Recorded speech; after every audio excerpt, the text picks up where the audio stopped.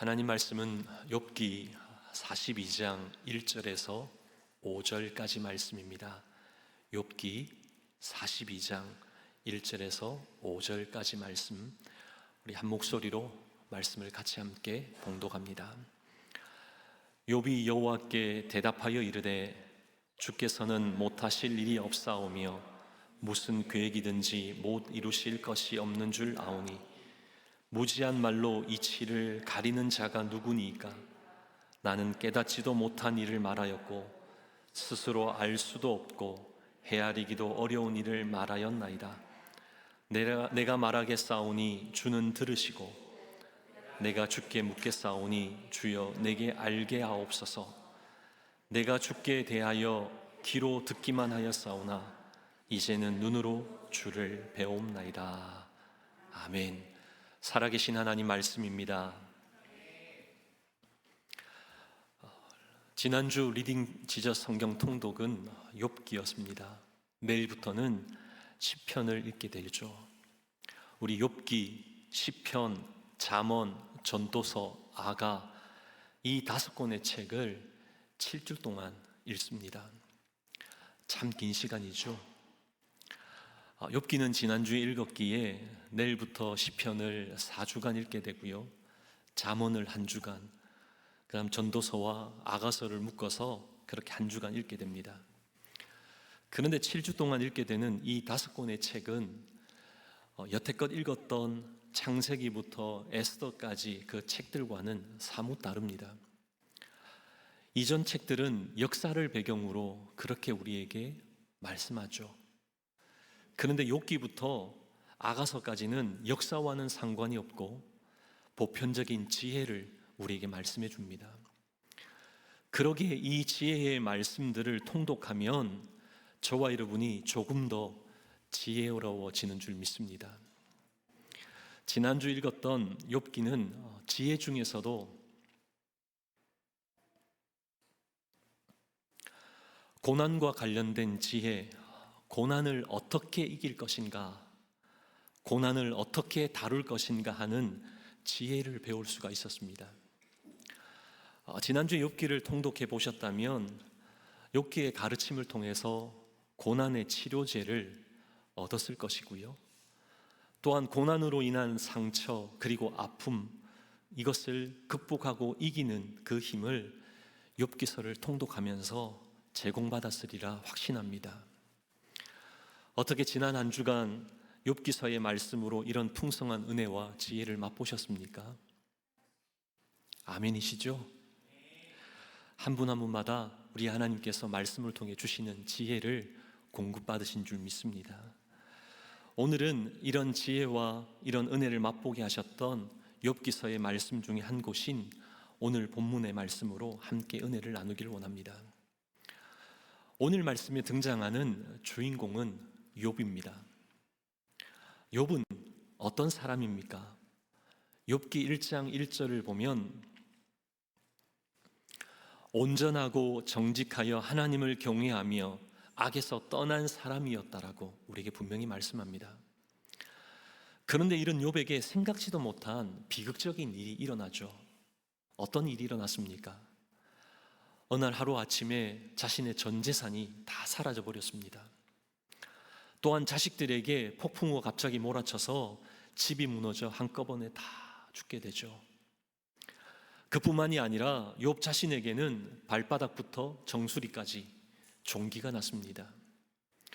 심지어 이런 불행을 겪고 있는 상황에서 설상가상으로 3명의 친구가 찾아와서는 위로하며 격려하기보다는 너가 잘못해서 그래, 너의 죄값이다, 이렇게 지적하고 이렇게 잔소리를 했다는 겁니다. 책망했다는 거죠. 육신의 고난도 힘든데 정서적 압박까지 가해졌으니 욥이 얼마나 고통스럽고 괴로웠겠습니까? 이런 고난과 고통 중에 있던 욥에게 어느 날 갑자기 하나님이 직접 찾아오셨습니다. 욥기 38장 1절을 보면 하나님께서 갑자기 폭풍우 가운데 나타나셨다 말씀하죠. 직접 나타나셔서 욥기 38장부터 41장까지 장장 4장에 걸쳐서 하나님이 어떤 분인지를 예를 들어 질문 형식으로 말씀해 주셨습니다. 어떤 것을 예로 들어 말씀해 주셨습니까? 몇 가지를 살펴보면요, 욥기 38장 12절을 보면 새벽과 아침을 욥 너가 명령하여 만들었느냐 이렇게 물어보셨죠. 이게 무슨 말입니까? 너가 아니라 하나님이 내가 이 모든 것들을 명령해서 만들었다는 겁니다. 또 욥기 38장 16절 그리고 18절에서는 뭐라고 말씀하셨습니까? 깊은 바다 속에 들어가 본 적이 있느냐? 넓고 넓은 이 땅을 너가 측량할 수 있느냐?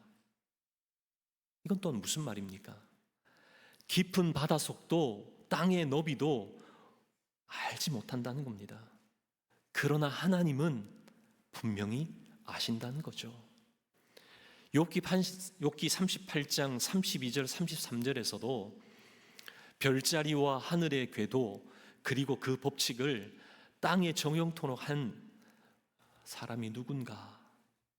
누가 그렇게 하셨습니까? 누구죠?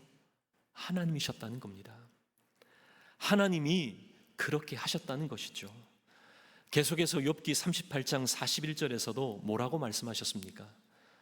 까마귀 새끼가 배고프다고 부르짖을 때 아무도 관심을 갖지 않은 그때 그 먹이를 주는 이가 누구였냐는 것이죠. 사람이 아니라 하나님이셨다는 겁니다. 이처럼 하나님이 홍수도 번개도 아침과 저녁도 다 주관하시지만 까마귀 새끼 같은 하찮은 미물까지도 순간순간 돌아보시고 살피셨다는 겁니다.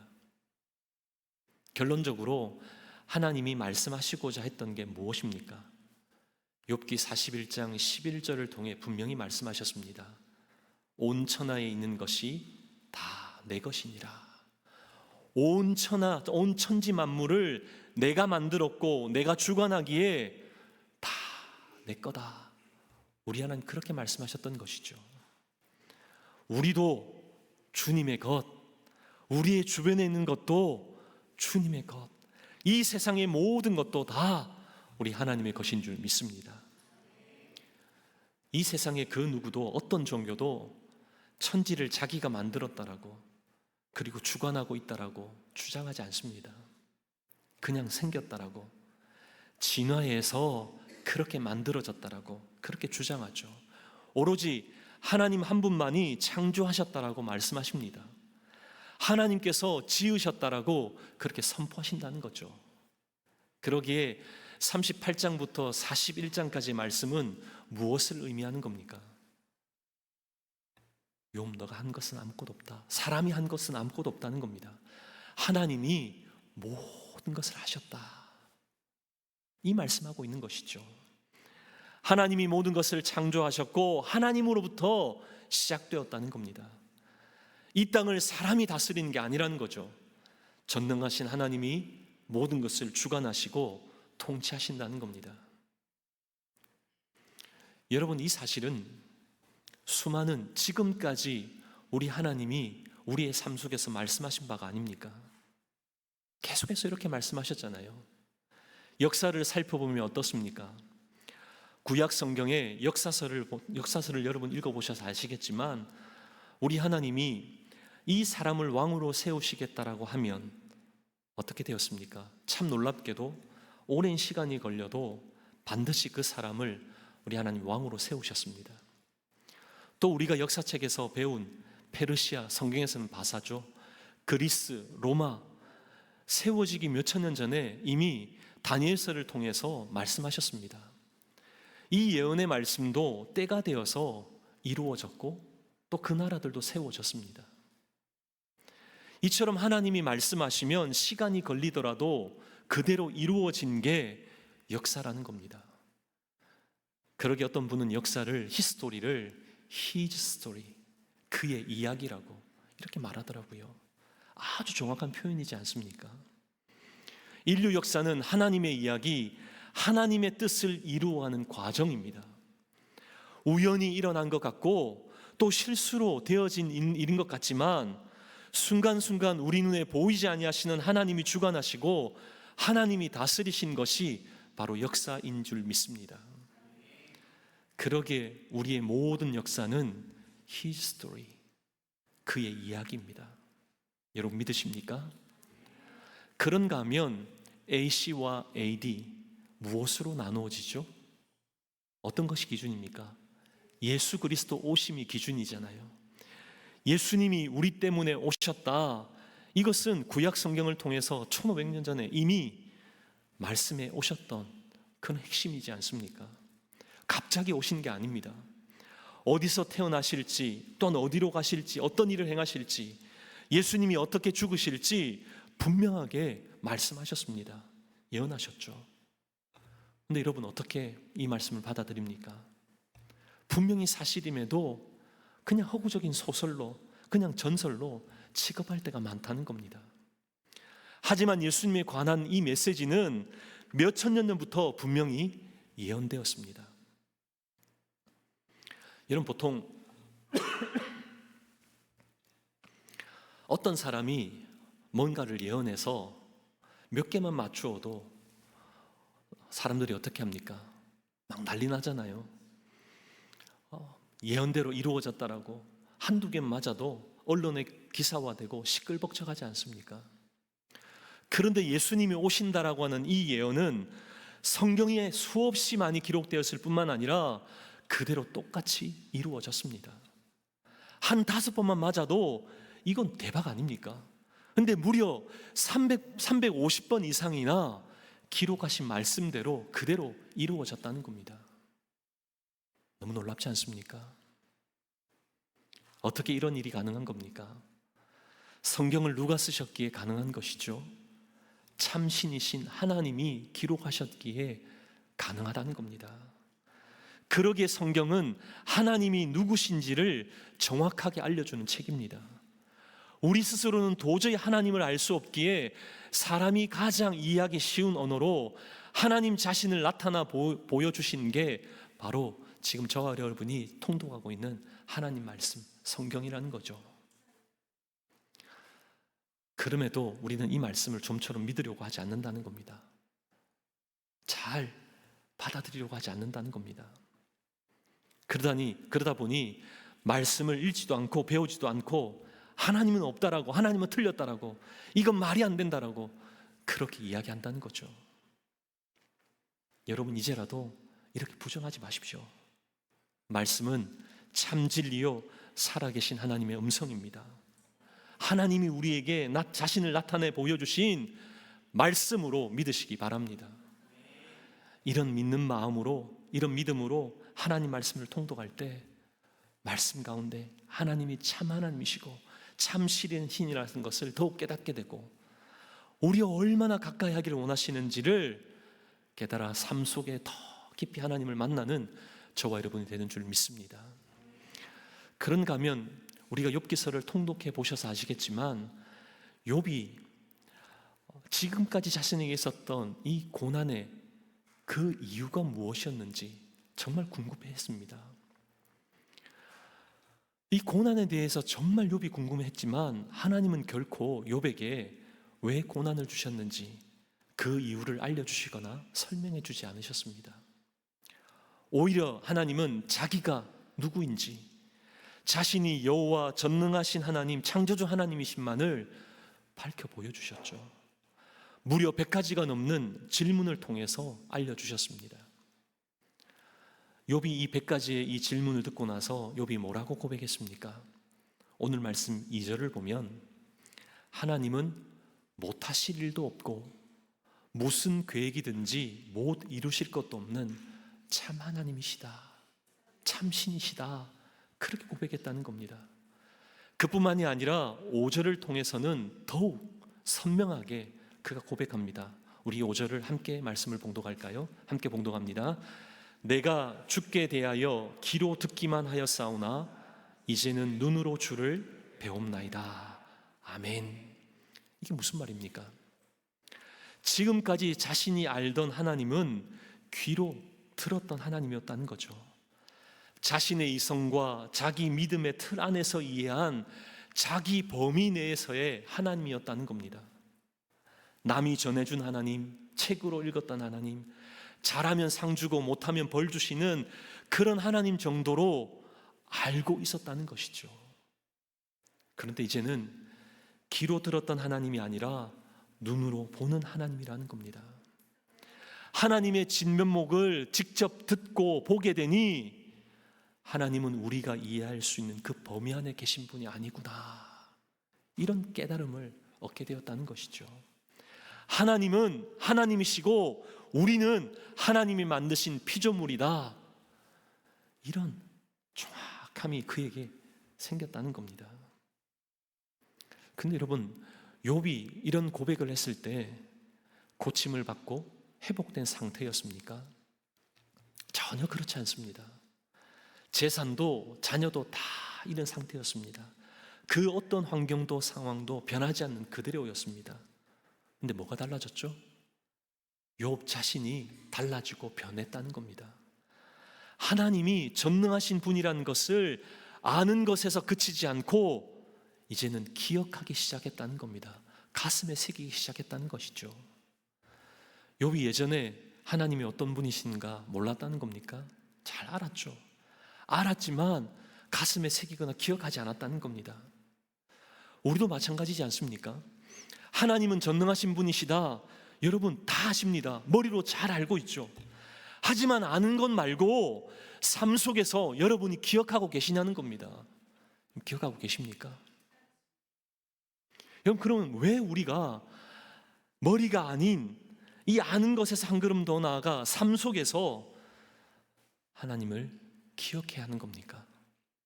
왜 기억해야 하는 것이죠? 그것은 하나님이 하나님 되심을 기억하지 못할 때 나타나는 현상 때문에 그렇습니다. 하나님이 하나님 되심을 제대로 기억하지 못하면 우리는 우리의 이성으로 하나님을 제한한다는 겁니다. 하나님은 여기까지 하실 수 있고 여기까지는 못한다라고 우리 스스로가 우리도 모르게 그렇게 결정 지어버린다는 겁니다. 지난 교회를 섬길 때 어떤 집사님께서 초췌한 모습으로 저를 찾아오셨습니다. 오셔서는 개인 사업도 너무 안 되고 또 그래서 한번 직장을 한번 다녀볼까, 직장을 구해도 잘 구해지지 않고 어느 것 하나 제대로 풀리는 게 없다라고 오셔서 하소연하는 겁니다. 너무 힘들어서 이제는 다 포기하고 싶다고 자포자기 상태로 온갖 걱정만을 가지고 저를 찾아오신 것이었죠. 대화를 나누며 이야기를 듣는데 얼마나 가슴이 아팠는지 모릅니다. 근데 여러분, 이 집사님이 왜 이런 초췌한 모습으로 온갖 걱정을 가득 안고 저를 찾아오신 것이죠? 물론 사방이 꽉 막혀 있기에 너무 힘들어서 찾아오실 수도 있습니다. 하지만 진짜 근본적인 이유는 하나님이 어떤 분이신지 알지 못하고 기억하지 못했기 때문이었던 것이죠. 하나님이 어떤 분이신지를 알고 기억했다면 하나님이 역사하실 줄을 믿고 잠잠히 기다릴 수 있었을 겁니다. 그러지 못했기에 자꾸만 자신이 뭔가를 하려고 했다는 것이죠. 전능하신 하나님이 하실 수 있도록 힘을 빼야 하는데 오히려 자기 자신이 삶을 이끌어 가려고 아둥바둥 힘을 주었다는 겁니다. 그러다 보니 안타깝게도 무너지고 실패했다는 것이죠. 어떤 책을 보니까 이런 글귀가 있었습니다. 인생이 무력해질 때 부력이 생긴다. 인생이 무력해질 때 부력이 생긴다. 참 공감이 가는 표현 아닙니까? 우리 인생에도 어떨 때는 점점 바다 밑으로 가라앉는 듯한 그런 일들이 얼마든지 우리에게 있죠. 여러분, 그때 바다 밑으로 점점 내려갈 때 자꾸만 힘을 주면 어떻게 될까요? 점점 더 가라앉습니다. 떠오르기보다는 점점 더 가라앉는다는 것이죠. 근데 내가 이제는 아무것도 할 수 없구나, 이 사실을 인정하고 힘을 빼면 어떻게 되죠? 서서히 뜨기 시작한다는 겁니다. 이 모습이 우리가 하나님 앞에서 취해야 될 그런 행동이라는 것이죠. 온전치 못한 내 힘, 내 고집, 이건 내려놓고 우리는 무력하다, 이 생각 가지고 하나님께 우리의 인생을 드릴 때 하나님은 우리를 서서히 떠오르게 만드실 줄 믿습니다. 이런 부력의 은혜를 경험하는 저와 여러분 되기를 간절히 소망합니다. 마지막으로 한 가지만 더 살펴보기를 원합니다. 하나님께서 욥에게 100가지가 넘는 이 비슷한 질문을 하신 이유가 무엇입니까? 욥기 40장 9절 말씀을 보면 그 이유를 분명히 알 수가 있습니다. 40장 9절에 뭐라고 말씀합니까? 네가 하나님처럼 능력이 있느냐? 네가 하나님처럼 능력이 있느냐? 이것은 가장 기본적이고 원초적인 질문이죠. Are you God? 네가 하나님이냐? 오늘 설교 제목이죠. 여러분이 하나님입니까? 그 누구도 나는 하나님이 아닙니다 이렇게 대답하실 겁니다. 누구도 내가 하나님이다 이렇게 생각지 않는다는 것이죠. 그런데 곰곰이 한번 생각해 보십시오. 하나님이 하신 이 질문 Are you God? 이 말이 안 되는 이 말이 우리에게 맞을 수 있다는 겁니다. 여러분에게 한번 여쭤보고 싶습니다. 여러분은 여러분의 인생의 주체가 여러분의 삶을 이끌고 가는 주체가 여러분입니까? 아니면 하나님이십니까? 아멘. 우리의 삶을 누가 이끌어 가냐는 것이죠. 우리입니까? 하나님입니까? 여러분 확실하게 대답하실 수 있어야 합니다. 하나님이시잖아요. 하나님이 이끌고 가셔야 합니다. 그럼에도 만약 우리가 이끌어 간다면 이게 무슨 말입니까? 내가 하나님이다. 내가 왕이 된 겁니다. 서열이 바뀐 것이죠. 그뿐만이 아닙니다. 주의 일, 하나님의 일을 하면서 지치거나 번아웃 됩니까? 아니면 그렇지 않습니까? 만약 지치거나 번아웃이 된다면 왜 그런 겁니까? 그것은 내가 하려고, 우리가 하려고 했기 때문입니다. 하나님이 하셨다면 결코 지치지 않습니다. 지쳤다는 말은 내가 했기에 지쳤다는 것이죠. 교회 사역도 마찬가지 아닙니까?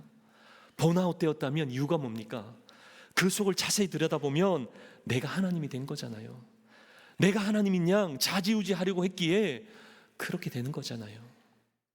그러게 우리 하나님은 잠언 16장 3절 말씀을 통해서 우리에게 분명하게 말씀합니다. 우리 잠언 16장 3절 말씀을 우리 함께 말씀을 봉독할까요? 너의 행사를 여호와께 맡기라. 그리하면 네가 경영하는 것이 이루어지리라. 아멘. 네가 경영하는 것이 이루어지려면 어떻게 하라고요? 우리에게 전제 조건을 말씀하십니다. 너의 행사를, 너의 일을 여호와께, 하나님께 맡기라. 여러분 이게 무슨 말입니까? 너는 삶의 주관자도 리더도 삶의 통치자도 아니라는 겁니다. 그러기에 너가 하려고 하지 말고 하나님께, 나에게 맡기라. 그렇게 말씀하시는 거잖아요. 그럼 그러다 보니 성경에는 맡기라, 걱정하지 마라, 염려하지 말라 이 말씀이 참 신기하게도 365번이 나옵니다. 전혀 놀라시지 않는군요. 아마도 이것은 1년이 365일이잖아요.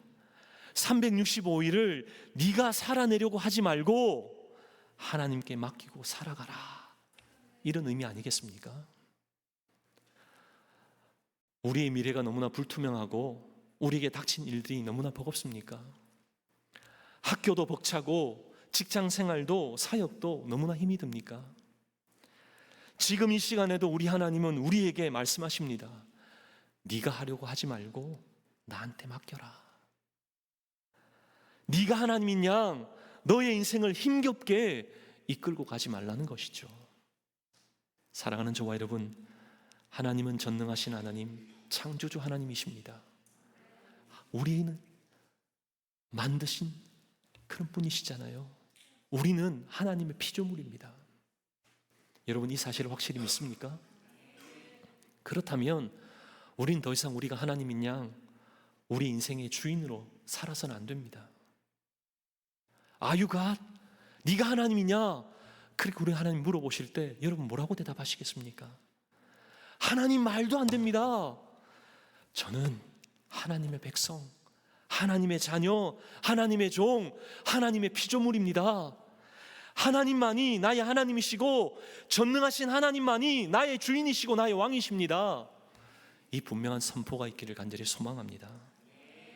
이런 확실한 대답으로 여러분 이번 한 주간 하나님이 참 하나님으로, 참 신으로 우리의 마음에 새겨지고 기억될 뿐만 아니라 하나님이 우리의 삶의 주관자가 되시도록 우리의 모든 것을 내어드리고 하나님께 모든 것 맡김으로 참된 평안과 기쁨을 맛보는 저와 여러분 되시기를 주님의 이름으로 축복합니다.